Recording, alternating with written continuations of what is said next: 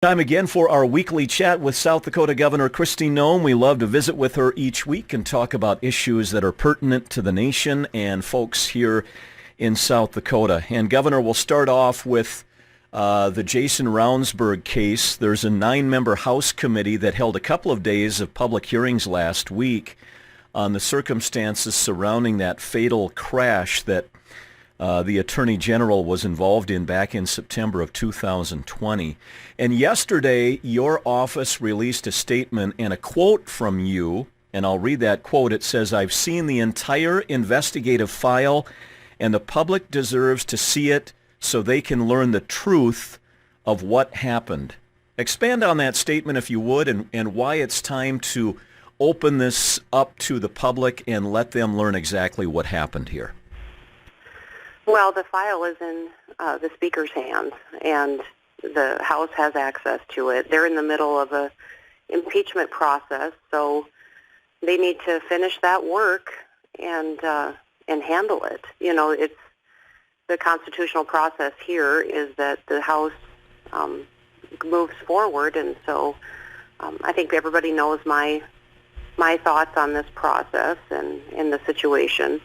My hope is that certainly the public will get the truth, and that, you know, I've got a lot of national news organizations, outlets, people asking for the investigative file. I turned that file over to the Speaker in September.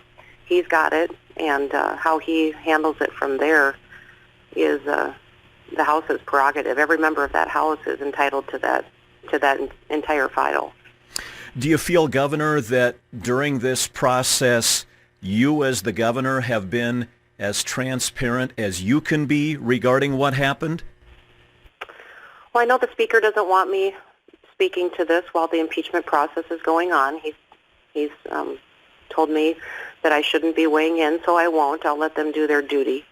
You know, I have been as transparent as I've had the ability to be while allowing the House to conduct their business. So my hope is that they'll be responsive to the public and wanting to know the truth, and just make sure that they're weighing in on the decision of if the Attorney General should still be the Attorney General, the top cop in the state. Well, we'll talk about an event last week, the Governor's Conference on Tourism, held out in Pierre, and you released some very, very impressive tourism numbers. It's really amazing, Governor, how South Dakota has been able to weather the pandemic storm in terms of out-of-state people coming to South Dakota. Well, and that's just a testimony to our people and our businesses for being innovative and figuring out a way that when the rest of the country was shutting down, that they opened up their doors and hosted people, showed them hospitality, and did it safely in a way that helped them protect public health, but also keep life as normal as possible. So, yeah, I think our tourism industry and the people that work in it are absolute rock stars, and I'm glad that they brought us some good news, and that's one of the reasons that our economy is doing so well and that we are the number one economy in the country, and it's something the entire state is benefiting from. You proposed, Governor, adding some campsites to Custer State Park, and I did see here recently that there are some folks out there that are in opposition to that. Can you speak to why you're proposing to expand the park and why some folks may be a little leery about that happening? Yeah, we have had a lot of discussion over this topic. Part of my budget proposal was to add some new campsites to Custer State Park. Custer is the crown jewel of state parks. It's the most beautiful place in the country, and I love the park and the wildlife, and its ability to host people has been phenomenal over the years. Over the years, we've lost probably about 70 campsites there at Custer. And so, you know, we want to be able to maintain the park and still host people, but keep the integrity of the experience as well. So, you know, we're evaluating the proposal, listening to everybody who's got some feedback. You know, the concerns are certainly being taken into account. I've been visiting with some of those people who are upset about the proposal. We'll reevaluate, look at it, see if we need to make a change, maybe bring forward a different type of proposal, maybe, you know, see what we can do to make sure we're showing everybody that we've done due diligence and evaluating the impact on the roads, the impact on wildlife, but I don't want anybody to think that we don't care about all that in the state and in that park, because that is by far the most important asset that we have in our state park system. We love Custer State Park. I do dearly, and I think that losing those campsites over the years and having people not be able to access the park and stay there has been a challenge. We've had requests for people to stay in the park, that it just gets booked up so far out. So we're trying to figure out the best path forward, and I think it'll probably be different than our original proposal. I'll continue talking to people that have concerns and see what we can come up with. Let's talk some legislative happenings out in Pierre, and a couple of bills that you support have been, action has been taken on out at the Capitol. One of those is, I'll call it the school prayer bill. I don't know if that's accurate or not, but it is a bill that you drafted that would carve out a moment of silence for prayer perhaps, or reflection, and it would be voluntary in public schools in South Dakota. And the House Education Committee voted down that bill. I believe the vote was 9-6. Now, Governor, I heard some of the testimony from lawmakers who voted against the bill, and they're not anti-prayer. They're not against this idea. They just didn't feel that it was maybe necessary and that it would place a mandate on schools. What are your thoughts on that? Well, I would just remind those legislators, they said the same thing to me in 2019 about my civics and history bill.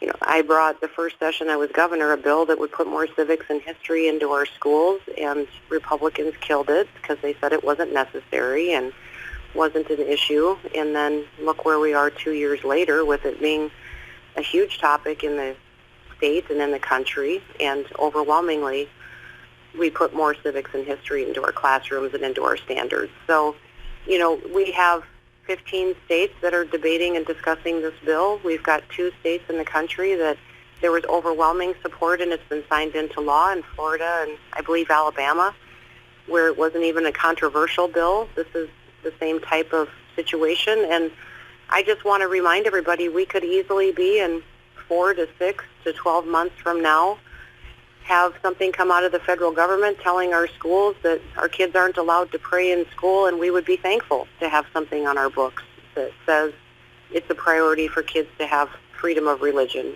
and a moment where they can pray in our schools. I think there was concerns over the penalties and how disciplinary action would happen, and it wouldn't be any different than any other disciplinary action.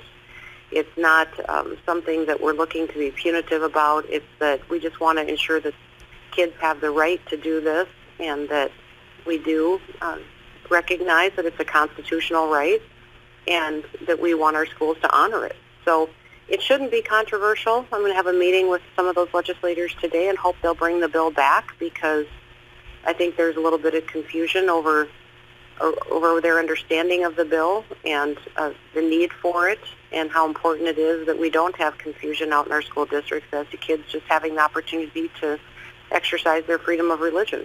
You touched on a comment there toward the end, Governor, that I was going to ask you about, and that is, during this session, when there is a bill that you support and you think is important to South Dakota, that maybe is defeated in committee, and it's not entirely dead for the session, but it's maybe struggling a little bit, do you invite lawmakers into your office to have one-on-one conversations to try and maybe dig a little deeper and find out what their concerns are and talk it over to see if there is some compromise that can be found? Absolutely. Every day we're having multiple meetings with legislators. So I think yesterday I had 4 different meetings in my office with legislators on different topics, and from housing to education to public safety to whatever it is. And then we have leadership meetings a couple of times a week. We're obviously communicating back and forth as they're debating different bills going forward. And, you know, they're a separate branch of government, but I also think that in South Dakota what's pretty special about our legislative session is we can all work together and discuss some of these policies and figure out a way to do them correctly. And a lot of these discussions that we have in my office and outside of my office and upstairs and in the hallways wherever we are, is making better policies. So it's good discussions, and I think it serves the people of South Dakota well. Another bill that you are very supportive of, Governor, is that bill that deals with transgenders, the Fairness in Women's Sports bill. I believe it's passed out of the Senate, and it's now being taken up in the House, and the bill in the House is a little bit different than the Senate version of the bill. I'm guessing on a topic like this, Governor, you're getting a lot of very passionate support and opposition to the bill from the average citizens out there. Is that accurate? I think that's true, but I think that's kind of true on every bill. If you come up and sit through any committee hearing, you're going to hear opponents and proponents of every bill. This one is one that has been debated already this year over on the Senate side, and we did see quite a few people come up and on both sides of the issue. But I just want to make sure everybody understands this is just about fairness. Title IX years ago was passed at the federal level to ensure that our girls had an opportunity to compete and be successful, and that they had the chance to go on and be rewarded for that through scholarships or play at the college level or go on professionally. So we do not want to see Title IX eroded and taken away, because that eliminates the possibility for a lot of our young women to be successful in their sport. And that's just this bill will just ensure that those kids have a chance to have that event that is only girls, and girls play those sports, and that going forward, that if they're not given the right to play because someone of a different sex is allowed to play, that they have an opportunity to make sure that they have some type of legal action they can take to ensure the right to play. You, in your budget address a couple of months ago, Governor, you made a recommendation of a 6% funding increase for state government employees, caregivers, public school education, which a portion of that 6% increase could obviously be funneled toward teacher pay and salaries. I wanted to get your reaction to a comment made by Democratic Senator Reynold Nessebar. He's the Democrat minority leader in the legislature, and we should mention that there are just 3 Democrats in the Senate in South Dakota out of the 35 members. And he talked about specifically your 6% increase in funding. And I want to get I want to play the soundbite and get your reaction to what the senator had to say. Here is Senator Reynold Nessebar. I teach economics for a living. So from November to November, prices went up 6.8% for a typical urban consumer. So that means that our teachers, our state employees, our community service providers, those that are providing care, have already gone backwards almost 7%, right? That already happened last year. And now when the governor is proposing a 6% raise in a world of 7% inflation, she's telling everybody they should take a 1% pay cut. And I don't think that's right? So the senator is saying your 6% recommendation is the equivalent of a 1% pay cut given the rising rate of inflation. My take on this, Governor, is rather than throw more money at chasing inflation, how about we have political leaders making decisions that can rein in inflation? I want to get your reaction to what the senator had to say.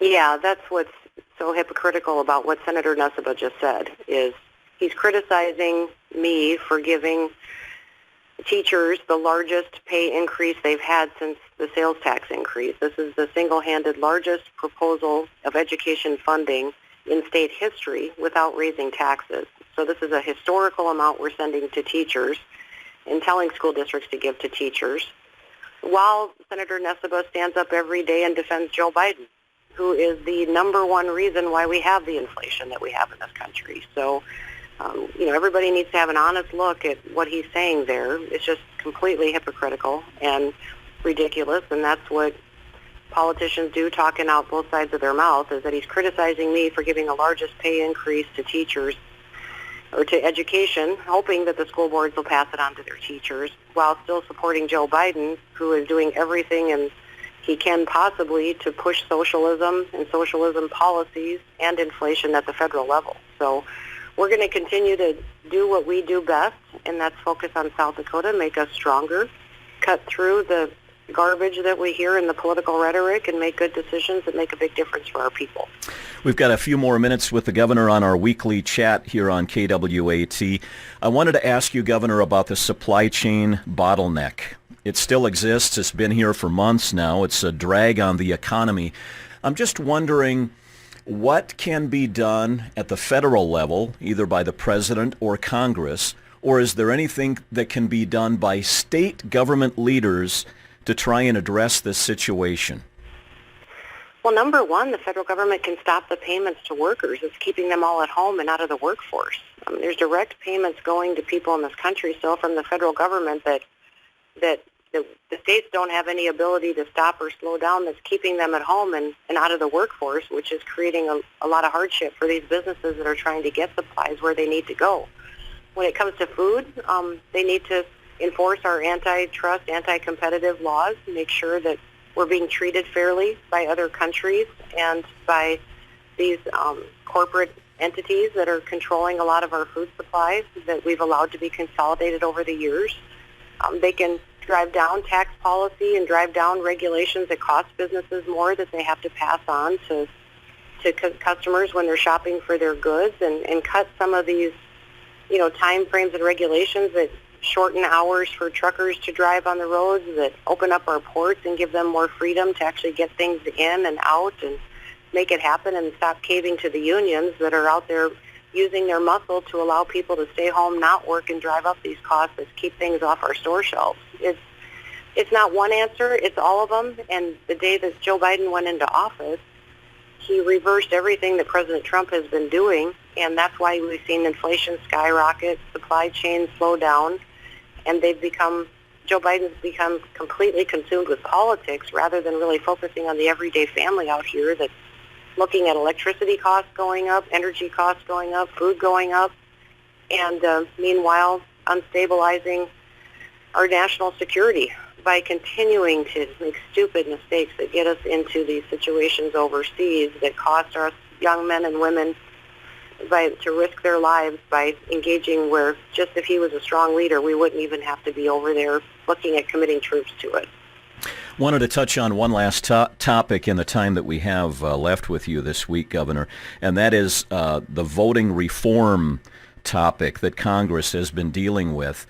President Biden recently, during a news conference, talked about the Democrats' proposed voting laws, which are on the verge of defeat in the Senate, and he was specifically asked whether or not the 2022 elections would be legitimate if voting reforms that the Democrat Party is proposing would not become law.